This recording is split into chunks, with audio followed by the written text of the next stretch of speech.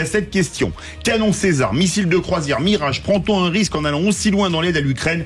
Vous dites oui à 93%. Vous voulez réagir? On attend vos réactions sur les réseaux sociaux. Allez, Alexandre Delval est avec nous, géopolitologue, son dernier livre, Vers un choc global, publié chez l'Artilleur. Merci d'avoir accepté notre invitation. Philippe Bilger, à cette question, finalement, est-ce qu'on prend un risque d'aller encore plus loin que ce que ça n'était pour l'instant? J'espère, ma chère Cécile, mon cher Philippe, que ma proximité avec Alexandre va me donner un peu de son savoir en géopolitique. J'en doute, mais peu importe. Mais en tant que citoyen, vous? Oui. Voilà. En tant que citoyen, j'espère que mon ignorance sera pardonnée. Je crois tout de même que j'ai apprécié ce qu'a dit le président hier, je l'ai dit tout à l'heure, lorsqu'il a dit on ne peut pas se permettre de laisser battre l'Ukraine parce que sinon on n'aura plus la moindre possibilité de négociation politique. Deuxième élément, j'ai l'impression, évidemment, que nous allons doucement, au sens banal, vers une co-belligérance, précisément à cause de ce glissement permanent qui, d'une certaine manière, nous est imposé par la faiblesse actuelle de l'Ukraine. Et troisième élément, Poutine joue très habilement de cela en nous reprochant en permanence, devant des actes qui semblent légitimes de solidarité à l'égard de l'Ukraine, des actes de quasiment de belligérance. Et puis, dernier élément, pardon d'être long, peut-être suis-je complètement aveuglé par le fait que je déteste de plus en plus, objectivement, ce monstre historique et politique qu'est Poutine. Alors, probablement, je confonds le réalisme avec la morale. Loïc Guérin. À plusieurs points déjà, pour répondre d'une certaine manière un peu à votre question. Alors moi aussi je m'exprime un peu en citoyen, un peu averti parce que ça m'intéresse énormément, ce conflit en particulier. Mais les Césars sont livrés depuis 2 ans. Ça fait 2 ans. Les missiles Scalp sont livrés depuis 1 an. À chaque fois, on a la même rhétorique du Kremlin qui consiste, parce qu'il panique, et il a raison de paniquer parce que sa guerre, il ne la gagnera pas, d'essayer d'intimider des Occidentaux qui ne sont plus habitués au conflit et qui ont peur de leur ombre, à chaque fois en dressant une ligne rouge qui recule au fil de notre avance. Notre avance, elle est trop lente. On a pris beaucoup trop de temps pour bouger. Si Poutine avait eu en face de lui des Européens, en particulier la France et l'Allemagne, un peu plus virils, si vous me passez l'expression probablement inappropriée ici, mais disons plus virulents dès le départ, il n'aurait probablement jamais attaqué l'Ukraine. Il n'aurait probablement pas envahi la Crimée il y a 8 ans de ça. Et il n'aurait probablement pas poussé ses pions en Géorgie et ailleurs. Donc l'Europe réagit, elle réagit tardivement, elle réagit trop lentement, mais au moins elle réagit et c'est une bonne chose. René Chiche. Écoutez, moi je trouve qu'il n'est que temps d'aider réellement et puissamment l'Ukraine. Je vous signale qu'en mars 2022, on envoyait à peine quelques bazookas, quelques armes RPG, quelques casques. RPG, c'est des lance-roquettes russes. Bon, alors, ouais, d'accord. Enfin, en tous les cas, on leur envoie quand même des RPG. Ouais, non, ça c'est des armes russes. C'est pas nous qui le livrions. L'armée française n'a pas de RPG. Non, en tout cas, des armes lourdes. Qui sont les Milan dans l'armée française. Exactement. Je vois que j'ai affaire à un technicien des armes. Vous ne pouvez pas être approximatif. Non, mais les armes, c'est vrai. Les armes, c'est vrai. Et aussi, bon, même des casques allemands, etc. Donc aujourd'hui, on est quand même dans une situation quand même historique, quand même je trouve gravissime. On a affaire quand même à un dictateur, à un tyran qui ne rêve que d'une chose quand même, c'est de déconstruire la sécurité en Europe et aussi quand même son rêve qu'il avoue plus ou moins, c'est de reconstruire la Grande Russie. On a affaire à un dictateur qui, avant la guerre en Ukraine, mène déjà une guerre contre, puisqu'on est en France là, je parle de la France, mène déjà une guerre contre la France. Via les milices Wagner, les soldats français étaient attaqués. Il y a eu des sabotages ensuite sur les hôpitaux, vous savez, via les hackers russes. Il y a eu plein de choses qui ont été... Les élections de 2017 avaient déjà été plus ou moins menacées par les hackers russes. Donc on a affaire à un tyran. Je pense que face à un tyran, je dis bien le mot comme m'a dit Philippe, d'ailleurs moi aussi je trouve que c'est un monstre politique, face à un tyran, il ne faut pas baisser Kazakh. Il faut lui montrer que nous sommes une nation, et en plus d'une nation, un continent européen, parce que Macron, les annonces qu'il a faites hier, il n'est pas les seuls à faire. Joe Biden a annoncé des choses. Il va avoir aussi des annonces communes avec d'autres pays européens. Il y a les Norvégiens, il y a les Danois, je crois, les Hollandais qui vont fournir bientôt les F-16, si mes souvenirs sont bons. Mais c'est vieux, les F-16, des avions qui ont 50 ans. Hein. Oui, d'accord, mais enfin, on va leur livrer quelque chose. Et j'espère que les Mirage 2000 T5, là, leur seront livrés encore. Excusez-moi, leur seront livrés encore plus rapidement et que les pilotes seront formés plus rapidement. Donc moi, je pense qu'il faut agir. Et en tant que citoyen, moi, j'approuve totalement la décision de Macron d'aider encore plus fortement, même si c'est un risque, mais je ne pense pas qu'il y aura une escalade de guerre nucléaire. Alexandre Delvage, vous êtes géopolitologue, votre dernier livre Vers un choc global publié chez l'Artilleur. Est-ce que pour vous, ce choc global, on y va ou pas ? Oui, nous sommes dans un choc global. Je pense qu'il faut être réaliste, qui n'oppose pas d'ailleurs que les tyrans, les méchants dictateurs et les gentilles dictatures. Et les gentilles démocraties, puisque nous-mêmes, les démocraties, nous avons quelques alliés qui contrairement à la Russie, n'ont même pas d'élection. En Arabie Saoudite, au Qatar, où il y a des bases américaines, des bases anglaises, des bases françaises, mais nous on a plutôt des bases aux Émirats. Dans tous ces pays, nous c'est les Émirats, les Américains c'est le Qatar, les Anglais ils en ont aussi à Bahreïn, ils ont beaucoup en Arabie Saoudite, beaucoup d'intérêts imbriqués. Tous ces pays-là ne connaissent même pas des fausses élections. Il n'y a aucune élection du tout. Donc je pense qu'il ne faut pas présenter les choses comme, c'est mon avis, démocratie contre dictateur, parce que les choses sont beaucoup plus compliquées que cela. Par contre, il y a une architecture de sécurité, vous avez raison d'évoquer ça, je crois que c'était vous. Il y a une architecture de sécurité en Europe qui est devenue problématique à partir de 2004-2005, lorsque les néoconservateurs qui ont déstabilisé l'humanité, et pas que l'Irak, ont voulu installer des batteries antimissiles qui sont en fait, pour nos auditeurs, un antimissile, c'est un missile. Ça peut servir aussi à détruire un objectif. Donc quand on a installé, ça m'a même fait rire nos auditeurs, George Bush fils voulait mettre des batteries d'antimissiles dans 3 pays d'Europe de l'Est, il y en a eu un seul qui a été retenu, pour protéger les pays d'Europe de l'Est contre la menace iranienne balistique. C'est vrai que les Iraniens ont fait une fixette sur l'Europe de l'Est, tout le monde le sait, tout le monde le sait que c'est leur ennemi, etc. Et donc les Russes avaient parfaitement compris, c'était contre eux. Et c'était pour annuler leur défense, leur dissuasion et pour rapprocher un système ennemi qui empêche eux d'avoir un glacis sécuritaire. Et le problème avec Poutine, c'était déjà peut-être quelqu'un qui était vers l'autoritarisme, mais le problème stratégique entre lui et non pas les gens qui ont adhéré à l'OTAN, ils s'en fichent qu'on adhère à l'OTAN, ce n'est qu'un traité, c'est un bout de papier. Par contre, quand on adhère à l'OTAN, qu'on installe des bases tournantes ou fixes, ou des missiles, ou des antimissiles, là ça devient ce qu'on appelle un truc sérieux. Imaginez le Canada ou le Mexique qui acceptent des bases ou des missiles ou des antimissiles russes ou chinois. Croyez-vous un instant que bien qu'étant une démocratie, l'Amérique serait restée à dire c'est le droit des Canadiens. Il y a eu la crise de Cuba en 62. On a vu la réaction, ils étaient prêts à une 3e guerre mondiale, y compris nucléaire, pour que les Russes retirent leurs missiles de Cuba.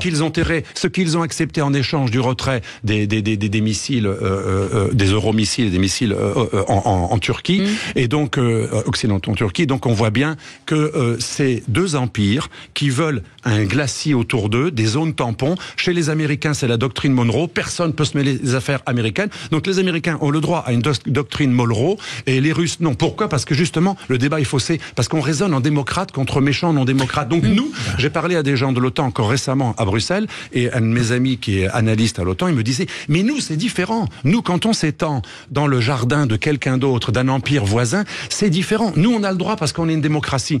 Mais malheureusement, ça c'est dans notre cœur, ça fonctionne comme ça, dans notre idéologie démocratique. Mais en stratégie, ça ne fonctionne pas comme ça. C'est pas parce qu'on est démocrate qu'on peut faire à l'autre empire ce que cet empire ne voudrait pas qu'on lui fasse. Oui, mais Alexandre, dans le micro. Le monde, comment dirais-je, a toujours fonctionné de cette manière, et est-ce que votre analyse, sur un certain plan, en étant lucide, j'en ai bien conscience, ne vise pas à sous-estimer la gravité de l'invasion de l'Ukraine? La gravité est nette. Moi, j'ai condamné cette invasion parce que dès qu'on dit ce que je viens de dire, on est suspect, etc. C'est une invasion absurde, folle, qui remet en question le droit international, mais pas que, mais aussi ce sont des puissances révisionnistes qui envahissent leurs voisins en relations internationales. Révisionnisme, c'est pas nier la Shoah, c'est remettre en question le statu quo international et l'intégrité territoriale. Donc c'est extrêmement grave. Mais malheureusement, c'est pas moi qui le dis, c'est le grand stratège de l'OTAN pendant la guerre froide, George Kennan. Que disait George Kennan à la fin de la guerre froide plutôt, parce que c'était juste avant sa mort, à la fin des années 90, l'homme qui a fait la doctrine du containment, de l'endiguement contre l'Union soviétique. Ça, c'est Zbigniew-Brzezinski. Non, je parle de George Kennan. Il y avait deux théories. Il y avait Foster Dulles qui voulait le rollback, carrément refouler les Russes, comme on voudrait faire maintenant. Et il y avait George Kennan, son rival, qui était plus prudent. Il disait, faut juste les contenir. Et les contenir, c'est assez différent. Eh bien, l'homme qui a quand même contenu les Russes, c'est sa doctrine qui était la grande doctrine de la guerre froide. Eh bien, il disait, attention, si on n'est pas prudent et qu'on étend l'OTAN trop à l'est et avec ce qui va avec, c'est-à-dire des missiles et des bases, etc., la Russie deviendra hystérique. Ça va inciter les tendances les plus anti-occidentalistes eurasiatiques au sein du pouvoir russe et ça va nous mettre en guerre directe OTAN-Russie. Eh bien, c'est-à-dire que ce qui a été fait par l'arrogance occidentale dans les années 90-2000, au moment où la Russie était faible, moi j'y allais parce que on avait des coopérations avec la Russie, j'étais fonctionnaire et on allait souvent dans cette période, la Russie helsingienne qui était pro-occidentale, qui adorait l'Occident, qui voulait manger de l'Occident. Et alors, je ne dis pas que l'humiliation justifie une invasion, parce que ça c'est inadmissible, mais cette Russie-là, on n'a pas su lui parler. On a fait la guerre du Kosovo, puis ensuite, bien sûr, il y a Irak 1, Irak 2. Ça ne justifie rien. À mon avis, ça ne justifie. C'est comme la femme qui est provocante, ça ne justifie en aucun cas le violeur, même s'il a des problèmes. Donc, mais ça, si on parle du dernier épisode, sans parler du premier épisode de la série, on ne peut rien comprendre. Là, on est dans la morale, les gentils dictateurs, les gentils démocrates contre les méchants dictateurs. La stratégie, c'est pas uniquement bloquer quelqu'un qui est antidémocrate chez lui. Sinon, il faut faire la guerre à l'Arabie Saoudite. Il faut faire la guerre au Qatar. Il faut faire la guerre aux Émirats. Il faut faire la guerre à toutes les monarchies. Mais tous nos alliés du Golfe n'ont même pas des élections. Voilà, moi là, on parle pas de l'Arabie Saoudite et du Qatar. On parle de l'Europe, on parle de la Russie et de l'Ukraine. Il y a quand même un agresseur. Bien sûr. Attendez, je termine. Un agresseur qui est quand même un pays extrêmement dangereux. Je parle de ses dirigeants, en l'occurrence de Poutine. Non, parce que j'ai l'impression que vous balayez quand même d'un revers, qu'il ne s'agit pas quand même, quoi qu'on dise, à mon avis, d'un combat quand même entre un pays totalitaire et un tyran qui s'appelle Poutine. Poutine qui est un véritable dictateur. On l'a vu encore. Mais vous le dites constamment dictateur, mais c'est pas ça qui explique la situation. Dans la situation actuelle, il y a ce Poutine, bien sûr, c'est pas un Hitler, c'est n'importe quoi, ceux qui disent ça. C'est quand même un homme très dangereux. On le voit encore dans ses discours. Et en face, il y a une Europe qui est quand même détentrice des libertés, d'une liberté d'expression, d'une liberté d'opinion, qui voit un pays qui agresse un autre petit pays, et qui est un pays en plus qui a des visées expansionnistes. Ça, vous ne pouvez pas le nier. Mais si vous m'avez écouté tout à l'heure, j'ai parlé. Alors là, c'est pas très honnête intellectuellement, parce que j'ai dit que c'était une puissance révisionniste. C'est le mot le plus fort en relations internationales pour désigner un pays qui envahit l'autre et qui bafoue le droit international. Mais la raison n'est pas la démocratie contre la dictature. La raison, elle est autre. Il y a deux empires. Il y en a un qui a réussi à avoir des glaciers autour de lui, de pas être encerclé. L'autre se sent encerclé. Je dis pas qu'il a raison. Je dis mais avec ce discours, excusez-moi, les relations internationales ne fonctionnent pas avec l'émotion. Les relations internationales, c'est pas de l'émotionnalisme. Ça, c'est la politique. L'émotionnalisme, c'est la politique. Allez, Loïc Guérin. Je vais aller dans le même sens, pour être tout à fait franc. J'écoute avec attention, je suis pas un géopoliticien du tout. Mais en revanche, j'aime beaucoup l'histoire, tout comme beaucoup de gens ici autour de cette table. Et ce qui me gêne beaucoup, c'est que, j'entends bien que vous êtes plus pondéré que ça, et je ne fais pas un procès d'intention, entendons-nous. Néanmoins, et vous en avez vous-même conscience, ce discours-là qui consiste à parler de provocation est une excuse qui est donnée à une nation qui n'est rien d'autre qu'une dictature à visée nationaliste et qui cherche depuis 20 ans à étendre non seulement son territoire, mais la dictature en question à étendre son pouvoir en interne. Les premières victimes étant bien évidemment le peuple russe, mais pas que. Et aujourd'hui, c'est le peuple ukrainien. Géorgien avant, moldave peut-être demain, etc., etc. Ce qui me frappe, c'est que et pardonnez-moi, je ne vous fais pas un procès d'intention encore, mais les excuses, et vous me pardonnerez du raccourci, mais c'est utilisé comme une excuse par tout un mouvement en France ou en Europe pour excuser l'invasion, ou en tout cas tenter de la justifier. Ces excuses-là me rappellent avec douleur et agacement, pour être franc, les excuses que le Reich hitlérien a sorti de la même manière. Le Lebensraum, cette volonté... C'est l'espace vital, faut le dire en français, sinon les gens comprennent pas. Mais le mot en allemand, malheureusement, sonne encore un peu plus dans nos mémoires. Et il a vocation à en dire long, ce terme. Il était également l'excuse hitlérienne parce que ce n'est qu'une excuse d'expansion nationaliste à visée autant interne qu'externe pour mettre la main sur de pseudo-minorités maltraitées, République tchèque ou ailleurs, pour rassembler le peuple germanique au sein d'une grande communauté. C'est le même discours et même plus loin. La propagande de Poutine, laissez-moi finir, la propagande poutinienne qui traîne sur les réseaux est étrangement similaire jusqu'à utiliser le même graphisme. On a des copier-coller d'images hitlériennes des années 30 qui sont reprises par Poutine ou ses mouvements. Donc le parallèle, oui, il existe. Et l'histoire, on aurait dû peut-être un petit peu plus l'écouter à l'époque.